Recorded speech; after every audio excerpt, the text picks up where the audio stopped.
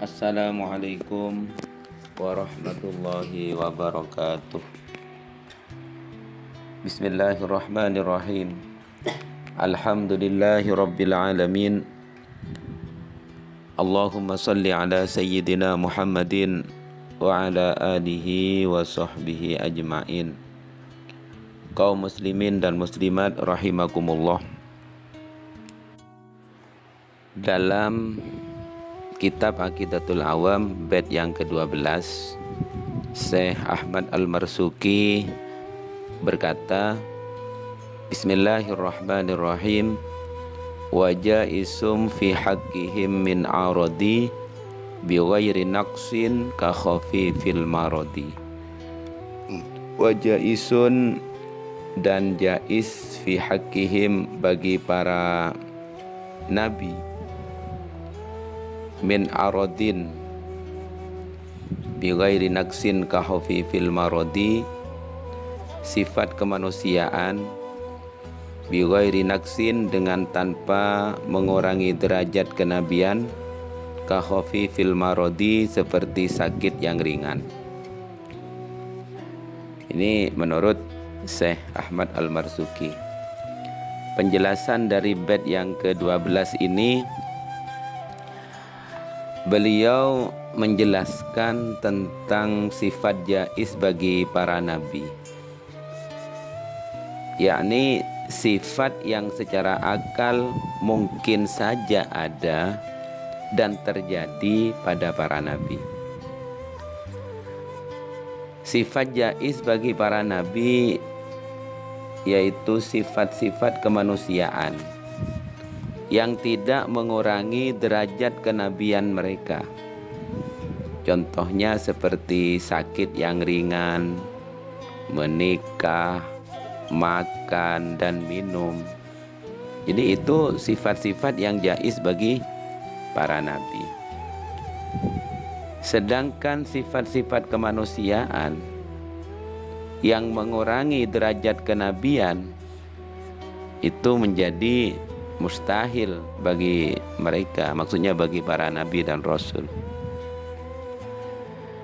Sifat-sifat kemanusiaan yang mustahil bagi para nabi itu ada banyak, diantaranya yang pertama yaitu penyakit yang berat dan menjijikkan, sehingga umatnya menjauhi dan lari dari dakwah mereka. Itu mustahil bagi para nabi menurut Syekh Ahmad Al-Marzuki. Jadi kita harus waspada dengan kisah yang mungkin itu dusta yang berkembang tentang Nabi Ayyub alaihissalam. Beliau diceritakan bahwa Nabi Ayyub sakit kulit yang sangat parah di sekujur badannya, sehingga kulitnya membusuk dan penuh dengan belatung atau ulat. Ketika belatung tersebut jatuh, Nabi Ayyub mengembalikan, sambil Nabi Ayyub itu berkata, makanlah dari rezeki Allah. Karena itu semua masyarakat menjauhinya, bahwa Nabi Ayyub itu dijauhi oleh umatnya. Bahkan Nabi Ayyub diasingkan dari masyarakat bersama istrinya. Kenapa ini kok dikatakan tidak mungkin terjadi kepada Nabi Ayyub separah itu? Kisah ini bertentangan dengan sifat jaiz bagi para nabi dan rasul, sebagaimana yang diterangkan oleh Syekh Ahmad Al-Marzuki dalam kitab ini. Jadi kisah Nabi Ayyub yang benar bahwa beliau memang sakit, tetapi tidak separah seperti yang diceritakan dalam kisah di atas. Hanya saja sakitnya Nabi Ayyub itu memang berlangsung sangat lama, seperti disebutkan di dalam sebuah hadis kana bala'u Ayyub sama dia ta'asaro aman. Sakitnya Nabi Ayyub itu 18 tahun. Jadi lumayan lama, 18 tahun. Tapi meskipun begitu, Nabi Ayyub tetap bersabar di dalam menerima takdir Allah yang berupa musibah tersebut, sehingga Allah menyembuhkannya terhadap penyakitnya Nabi Ayyub. Kenapa? Nabi Ayyub itu sabar. Allah Subhanahu wa taala berfirman, "Inna wajadnahu sabira." Sesungguhnya kami dapati dia, maksudnya Ayyub. Sesungguhnya kami menemukan Ayyub seorang yang sabar. Jadi Nabi Ayyub juga tidak pernah mengembalikan belatung ke dalam badannya agar memakan dagingnya. Jadi kisah tadi itu kalau menurut keterangan ini tidak benar juga. Jadi Nabi Ayyub tidak mengembalikan belatung-belatung yang jatuh, dikembalikan lagi, disuruh makan dagingnya Nabi Ayyub. Itu juga tidak benar. Kenapa? Karena ini bertentangan dengan firman Allah.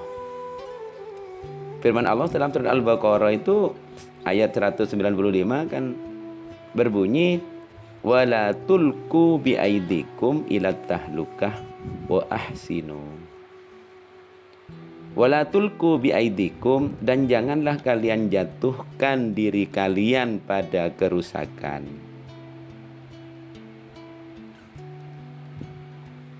Di wala tulkum biaidikum ila tahlukah wa ahsinu, dan berbuat baiklah kalian.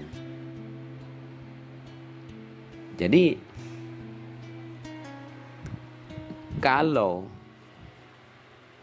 cerita itu benar bertentangan dengan ayat ini. Jadi belatung-belatung yang jatuh ya dibiarkan, tidak dimasukkan lagi untuk makan dagingnya. Nah, itu sifat kemanusiaan yang pertama yang tidak mungkin itu dimiliki oleh seorang nabi. Yang kedua, sabqul lisan. Sabqul lisan itu terpeleset lidah. Jadi seorang nabi mengucapkan perkataan yang tidak diinginkan, itu tidak mungkin. Sifat itu kan memang sifat kemanusiaan, tapi itu tidak mungkin dimiliki oleh seorang nabi dan seorang rasul. Jadi apabila seseorang ingin mengatakan A, tetapi yang keluar dari lisannya itu B tanpa dikehendaki, itu namanya kan terpeleset, namanya tidak disengaja. Secara akal, jika ada seorang nabi yang sabqul lisan, maksudnya di dalam berdakwah atau berbicara dengan umatnya, maka kebenaran apa yang diucapkan menjadi diragukan oleh umatnya. Jika sabda seorang nabi sampai kepada umatnya, mereka akan mengatakan mungkin saja perkataan ini dia ucapkan dalam keadaan sabqul lisan.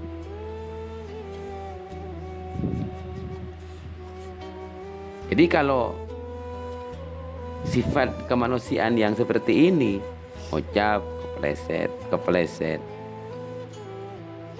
salah mengucapkan, itu maka nanti akan diragukan oleh umatnya.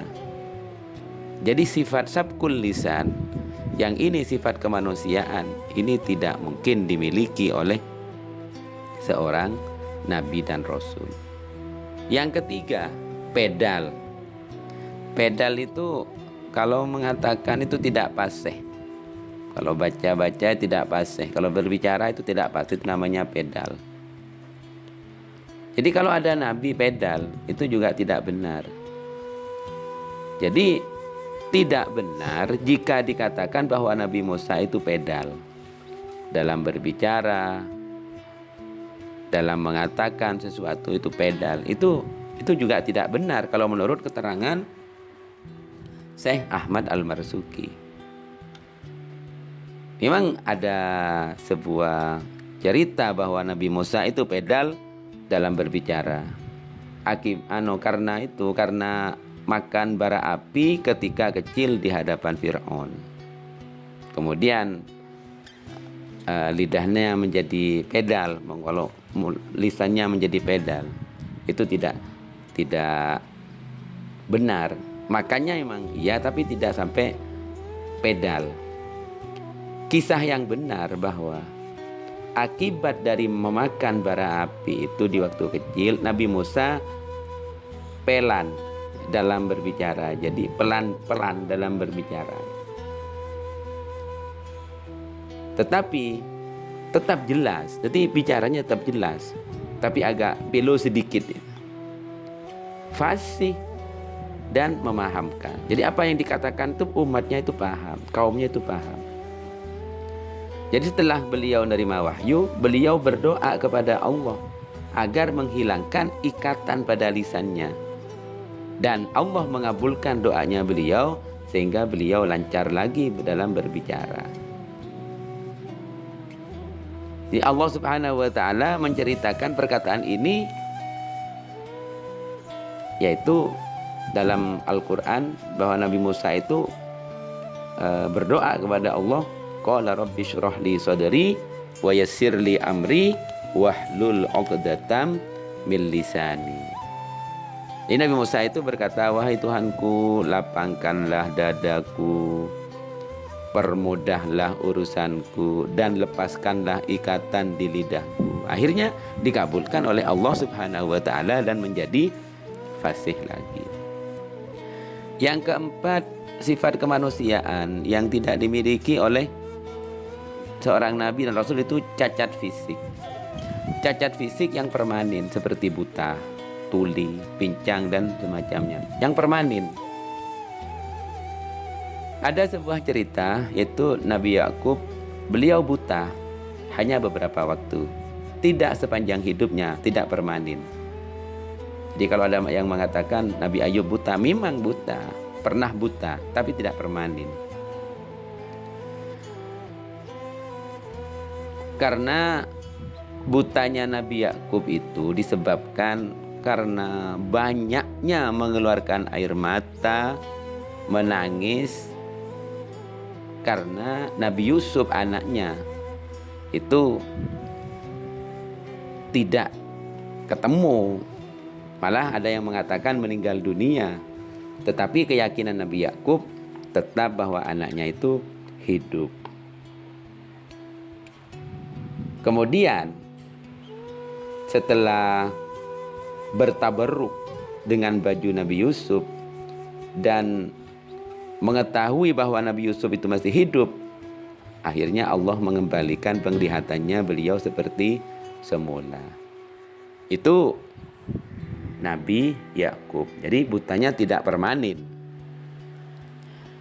Seperti yang difirmankan dalam Al-Quran, idhabu biqamisi hadza fa'alquhu ala wajhi abi ya'ti basira. Jadi Nabi Yusuf berkata, pergilah kalian dengan membawa gamisku dan letakkanlah pada muka ayahku, niscaya dia akan melihat. Jadi bertabarruk kepada gamisnya Nabi Yusuf. Kemudian yang kelima yaitu pikun. Pikun itu tidak mungkin terjadi pada seorang nabi. Yang keenam yaitu gila. Apalagi gila itu tidak mungkin. Kemudian juga terpengaruh sihir pada akalnya. Itu juga tidak mungkin. Adapun terpengaruh sihir pada jasadnya mungkin saja, tapi tidak permanen juga. Kemudian yang kedelapan, sifat kemanusiaan yang tidak mungkin dimiliki oleh seorang nabi dan rasul, yaitu takut yang berlebihan, atau kata kalau bahasa sekarang pengecut, itu tidak ada. Seluruh para nabi adalah pemberani. Tidak ada yang penakut dan tidak ada yang pengecut. Bahkan Nabi Muhammad adalah makhluk yang paling pemberani. Ma'asyiral muslimin rahimakumullah. Semoga menjadi keterangan yang barokah, yang manfaat. Amin Allahumma amin. Assalamualaikum warahmatullahi wabarakatuh.